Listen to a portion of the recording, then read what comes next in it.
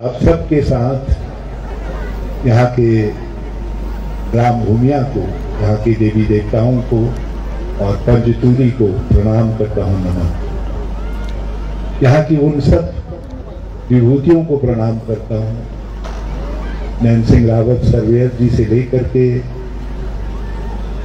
त्रिलोक सिंह पालती, जिन्होंने अपनी वीरता और पराक्रम से स्वतंत्रता संग्राम में एक इतिहास बनाया। चनौदा में गांधी के आह्वान पर स्वतंत्रता संग्राम सेनानी इकट्ठा हुए, झंडा चढ़ा रहे थे, अंग्रेज फौज झंडा चढ़ाने नहीं दे रही थी। त्रिलोक सिंह पांती जी ने झंडा चढ़ाने वाले व्यक्ति के चारों तरफ गोली भर दी, बैनर से उनका सारा शरीर छिद गया और उसके बाद वो बाद में उसी अवस्था में मर भी गए। मगर वीरता के इतिहास में, देश के लिए समर्पित होने के इतिहास में उन्होंने एक नया इतिहास कायम किया। यहाँ के एक वीर बेटे ने महावीर चक्र हासिल किया, जो मैं समझता हूँ हमारे पर्वतीय अंचल का पहला महावीर चक्र। पद्मश्री से लेकर आज पर्वतारोहण और दूसरे क्षेत्रों में अपने कौशल से हम सब के नाम को, हमारी गरिमा को, पंचतूली की गरिमा को, मुंशियारी की गरिमा को ऊंचा उठा रहे नवनाथ धर्मसत्तू और दूसरे जितने भी प्रतिभावान लोग हैं, मैं उन सबको बहुत बहुत शुभकामनाएं देता हूं और ऐसी धरती को प्रणाम करता हूं। आर.एस. टोलिया जी का जिक्र किया, हमारे मुख्य सचिव भी रहे और राज्य की बुनियाद को बनाने में आर.एस. टोलिया जी का बहुत बड़ा योगदान है। आज यहाँ पर जिक्र आया कि उनके नाम पर कुछ चीज़ों का नामकरण किया गया, तो मुझे उस समय समझ आ रहा था कि जब मैं मुंशियारी महोत्सव में यहाँ आया था तो यही बैठ करके पूरे उस ठंड में भी वो लगातार सारे कार्यक्रम देख रहे थे और लोगों को प्रोत्साहित करने का काम कर रहे थे।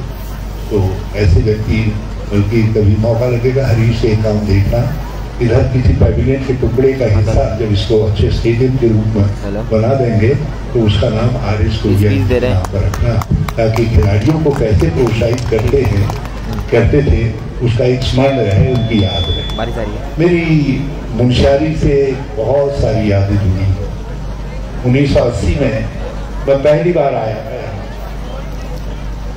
वोट मांगने। आश्चर्य हुआ जब करीब 300 के करीब लोग, जिनमें 50-60 बुजुर्ग भी होंगे, सब लोग और हमारी बहनें थी, सब लोग खड़े थे, मेरा इंतजार कर रहे थे। और बड़ा उस ठंड में भी उन्होंने सारे मुंशियारी की सुपद्यता को इंदिरा गांधी जिंदाबाद के नारों से गुंजायमान कर दिया और हरीश रावत जिंदाबाद के नारे सब जगह, जो घरों के अंदर भी थे वो घरों के बाहर निकल आए। और हमने रात को शायद 9-9:30 बजे होंगे उस समय से, तो मैं उस मंदिर को जिंदगी में कभी नहीं भूल सकता। जो प्यार, जो स्नेह उन लोगों ने उस समय मुझे दिया, वो मेरे लिए बहुत अविस्मरणीय है। इसमें लक्ष्मण सिंह पांती जी हैं, मनोहर सिंह पांती, उनके छोटे भाई थे, बालाराम जी थे, कालूराम जी थे, भीमराम जी थे, इंद्राम जी थे, जगत जी थे, हयात रावत जी थे, शेर सिंह पांती जी थे और बहुत सारे लोग थे, जो लोग लगातार कांग्रेस को यहाँ आधार देते रहे। और आज हम बड़े कठिन क्षेत्रों के रहने वाले हैं, यहाँ की भौगोलिक स्थितियाँ बड़ी कठिन है, हमारा जीवन कठिनाइयों से बनता है। उसको संवारने के लिए बहुत मजबूत हाथों की जरूरत। रोज समस्याएं हमारे लिए चुनौती बन करके आती हैं। जब हाल में यहाँ आपदा आई थी गौरीशाल में भी, तो गौरी नदी के ऊपर जब हम चढ़ रहे थे तो वो झाड़ पकड़ करके और झाड़ियां पकड़ करके और नीचे भौर काटती हुई गौरी नदी थी। यदि जरा सा भी चूकते तो उसमें बह जाता। तो वो ये हमारे जीवन की एक झांकी है, एक वास्तविकता है। तो उस वास्तविकता के बीच में हमको जीवन का और तरक्की का रास्ता बनाना, और हमारे बुजुर्गों ने हमको यही सिखाया, यही रास्ता बना करके गए। कैसे लोग रहे होंगे वो जो वहां से यहाँ आकर के बसे। आज तो सब कुछ है, उस समय आधा संसार आधा पुरुषार्थ था। मतलब यहाँ आगे काला मुनि के इस पार, तो फिर संसार की कोई देश की बड़े बड़े पदों पर सेवा कर, राज्य की बड़े बड़े पदों पर सेवा कर। अभी यहाँ मैंने कार्यक्रम देखा, छोटे बच्चों का भी कार्यक्रम देखा, छोटी बच्चियों की प्रतिभा भी देखी। मैं ये देख करके कह सकता हूँ कि हमारे मुंशियारी के बच्चे, हमारे मुंशियारी के लोग किसी से आगे नहीं है। यदि हैं तो बहुत आगे खड़े हैं, दूसरों का रास्ता दिखाने का काम कर रहे हैं, दूसरों का पथ प्रदर्शन करने का काम। हमको और मेहनत करनी है, और परिश्रम करना है, और यहाँ के विकास को आगे गति देने का काम करना है। हमने बहुत सारी कोशिशें की थी, जिस समय मुझे बना था, पता नहीं नैन्सी जी के नाम पर उस संस्थान को ये आगे बढ़ा भी नहीं बढ़ा भी, क्या करेंगे। यदि नहीं भी करेंगे, आप चिंता न करिए, समय आएगा तो ये हमने जिस रूप में उसकी कल्पना की है उस संस्थान की, उसी रूप में बनेगा। वो हमारी संस्कृति के प्रतीक के रूप में बनेगा। और हमारे लोग कैसे भी थे, जो विषम परिस्थितियों में भी अपने लिए ही नहीं, दुनिया और समाज के लिए रास्ता बना सकते थे। तो ऐसे नैन सिंह एक प्रतीक पुरुष हैं, तो उनके नाम पर, उनकी गरिमा के अनुरूप ही ये संस्थान बनेगा, उसको भी बनाएंगे। अभी मुझे हीरा बहन बता रही थी, पहले तारा पांगी जी बराबर जिक्र करती रहती थी, ये जो आलू फाक का एरिया, इसका हम बहुत गलाती फाक का हम इसका बेहतर उपयोग करने का। हमारे गांधी ग्राम के लोगों की भी कुछ प्रॉब्लम हमने हल कर दी थी, लेकिन मालिकाना हक की प्रॉब्लम हमारे जाते जाते तक इस सरकार ने जाने के बाद उसको सब रोक दिया। मैं उनकी समस्या से भी वाकिफ हूँ। कभी अवसर मिलेगा तो जो अधूरा काम है उसको पूरा करने का काम करें। यहाँ बहुत सारी और चीजें भी करनी। मुझे खुशी है कि हम बहुत सारे कामों को कर पाए, लेकिन कुछ और ऐसे काम हैं जिन कामों को आगे ला करके, उनको स्थापित करके हमको ये दूर दराज के क्षेत्रों को एक मॉडल के रूप में विकसित करना है, ताकि लोग ये कहें कि उत्तराखंड का विकास देखना है तो आप धारचूला मुंशियारी में जाइए। आज मुझे खुशी है कि दूर दराज के एरियाज भी हरीश की कोशिशों से सड़क से या तो जुड़ गए हैं या जुड़ने जा रहे हैं। इनके द्वारा कराए गए कामों में ये काम आगे बढ़ रहा है, चीजें आगे बढ़ रही है और आगे बढ़ेगी, इसका मैं आप सबको भरोसा दिलाता हूं। हमको अपनी संस्कृति के भाइयों को भी मजबूती से खड़ा करने का, आज जो हमारी संस्कृति है ये बहुत ही मनमोहक संस्कृति है। हम अपने संस्कृति के माध्यम से अपने को दुनिया के लीडर के रूप में, उत्तराखंड के लीडर के रूप में स्थापित करने का काम कर सकते हैं। हरीश ने कहा कि मुंशियारी महोत्सव होगा और शानदार तरीके से होगा। 2022 में जब अवसर मिला तो हम इतने बढ़िया तरीके से करेंगे, उन सबको यहाँ लेकर के लाएंगे जिनको मुंशियारी आने में भी ठंड लग रही थी। बाद में जो है जब कांग्रेस की सरकार आ जाएगी तो वो ठंड अपने आप में गर्मी में बदल जाएगी। आजकल के लोगों को तो गैरसैंण में भी ठंड लग रही है। हम वहाँ विधानसभा का सत्र करने की बात पहले सरकार ने खुद कही और बाद में कह दिया गैरसैंण में हम सब अतिथि पोषण आहार योजना को बंद कर दिया, उसको फिर से प्रारंभ करेंगे। गौरा देवी, नंदा देवी, कन्याधन योजना का इन्होंने कचूमर निकाल दिया। हमारे समय में गरीब की बेटी को, शिल्पकार की बेटी को 1,16,000 तक मिलता था, इन्होंने उसका कचूमर निकाल करके आप 25,000 भी नहीं मिलता। मैं अपनी बेटियों को आश्वस्त करता हूँ कि हम हरीश धामी की सरकार आएगी फिर से गौरा देवी, नंदा देवी कन्याधन योजना अपने पुराने स्वरूप में प्रदान चलेगी, ताकि गरीब की बेटी को फिर से 1,16,000 रुपया मिले और अपने ससुराल में और लक्ष्मी के रूप में प्रवेश करने का काम करे। हम इस काम को सुनिश्चित करें और ये वृद्ध महिला का और गर्भवती महिला का पोषण आहार बंद कर सकते हैं। हमने तय किया है कांग्रेस की सत्ता आने पर हम गर्भवती महिला पोषण आहार योजना के साथ साथ महिलाओं के लिए एक सार्वभौम महिला पोषण आहार योजना शुरू करेंगे, जो छोटी बच्चियों से लेकर के वृद्ध सभी महिलाओं को उसका लाभ मिले। हमने ये भी तय किया है महंगाई का सब शाम को सिलेंडर बंद करते वक्त हमारी बेटियां बहनें सिलेंडर को हाथ जोड़ करके कहती है, ये सिलेंडर भैया कल खत्म मत होना, मेरी इज्जत रख देना। इतनी परेशान है आज सिलेंडर। 1,025, 30, 50 रुपए तक में दूर दराज के एरियाज में, इन एरियाज में मिल रहा है। खाने का तेल 225 रुपए में पहुंचा दिया, जो 2014 में लोगों को 50 रुपए में मिलता था, आज 225 रुपए तक में कई एरियाज में खाने का तेल, सरसों का तेल मिल रहा है। दालें कहाँ पहुंच गई, आटा चावल के दाम कहाँ पहुंच गए, सब्जियों के दाम कहाँ पहुंचा दिए हैं।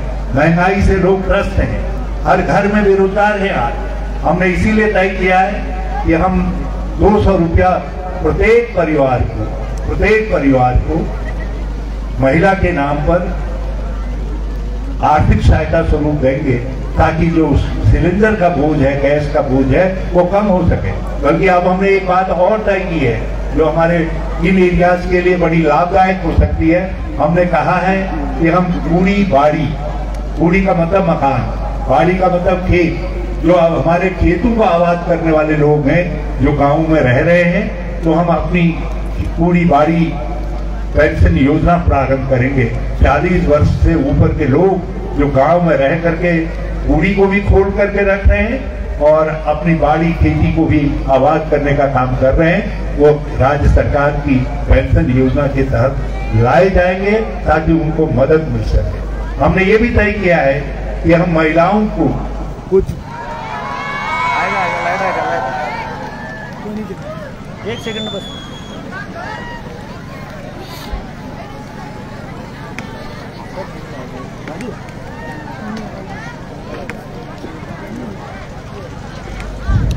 हमने ये भी तय किया है कि हम अपनी बहनों के सर पर जो परिवार के पालन का बोझ है और बच्चों की पढ़ाई आदि का बोझ है, हम एक निश्चित धनराशि अपनी बहनों को, परिवार के मुखिया को देंगे, ताकि वो अपने परिवार के बोझ को बांट सकें। और हमने ये भी तय किया है कि हम महिला स्वयं सहायता समूह, महिला मंगल दलों आदि के माध्यम से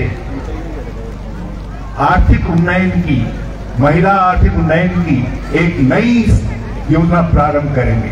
और उस योजना के तहत जितना आपका उत्पाद है, जो स्थानीय उत्पाद है, उसको मंडियों के माध्यम से देश और दुनिया की मंडियों के साथ जोड़ने का काम कर सकें, ताकि हमारे यहाँ के अद्भुत उत्पाद का, जैविक उत्पाद को दुनिया के अंदर अच्छी मार्केट मिल सके, अच्छा मूल्य मिल सके। हमारे गांव हमारे आर्थिक खजाने के रूप में विकसित हो। हमने उसी के लिए विधवा महिला बकरी पालन योजना शुरू की थी, हमने दुग्ध बोनस की योजना शुरू की थी, हमने बटुआ बोनस और मोटे मोटे अनाजों आदि के अंदर बोनस की योजना शुरू की थी। आपके यहाँ अखरोट के पेड़ आदि बंटवा करके हमने उस समय एक मेरे वृक्ष मेरे धन की योजना शुरू की थी, जिसमें वृक्ष बोनस दिया जाता था।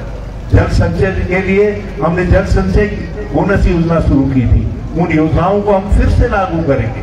हम अपने गांवों को अपने रोजगार के माध्यम बनाएंगे। हमने तय किया है इस बात को कि हम अपने उत्पादों के माध्यम से अपने इन एरियाज की तस्वीर और तकदीर दोनों को बदलने का काम करेंगे। और उस सब काम में हमको आप सबका सहयोग चाहिए, आप सबकी मदद चाहिए, आप सबका साथ चाहिए। मैं नौजवानों से कहना चाहता हूँ कि नौजवान दोस्तों, तुम पहले भी हमारे साथ खड़े रहे हो, इस एरिया के नौजवान, आज फिर खड़े हो, मजबूती से खड़े हो। हम खेल के क्षेत्र में मुंशियारी को एक हब के रूप में विकसित करेंगे, धारचूड़ा को एक हब के रूप में विकसित करेंगे, शीतकालीन खेलों आदि के लिए हम इन क्षेत्रों को चिन्हित करके आगे बढ़ाने का काम करेंगे। हमने माउंट बाइकिंग यहाँ शुरू की थी, जिसको इस सरकार ने बंद कर दिया। हम साहसिक खेलों के लिए इन क्षेत्रों को चिन्हित करने का काम कर रहे हैं। हमने एक कॉर्पोरेशन बनाया था जो हमारे जिस तरीके का जिसको हम इन्वायरमेंटल टूरिज्म की बात करते हैं उसको बढ़ावा देने के लिए, और मुझे बहुत अफसोस के साथ कहना पड़ रहा है उस कॉर्पोरेशन को इन्होंने बंद कर दिया। उस कॉर्पोरेशन के माध्यम से हम चाहे बर्ड वॉचिंग से लेकर के साहसिक खेल कूद आदि सब के क्षेत्र में इन क्षेत्रों को मॉडल के रूप में बढ़ाने की बात सोचते थे। हमने उस दिशा में कदम उठाया था। उसको और आगे जब सरकार आने के बाद हम फिर से प्रारंभ करने का काम करेंगे, ताकि यहाँ के हजारों हजार नौजवानों जो हाथ खाली हैं उनको काम मिल सके।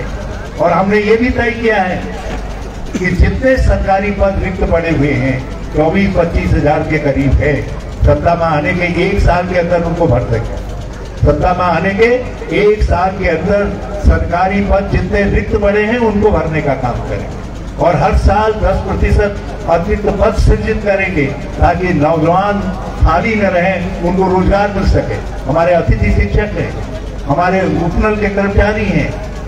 मैंने इनके ये एक रोड मैप बनाया था, उस समय इन्होंने मेरा साथ दिया था।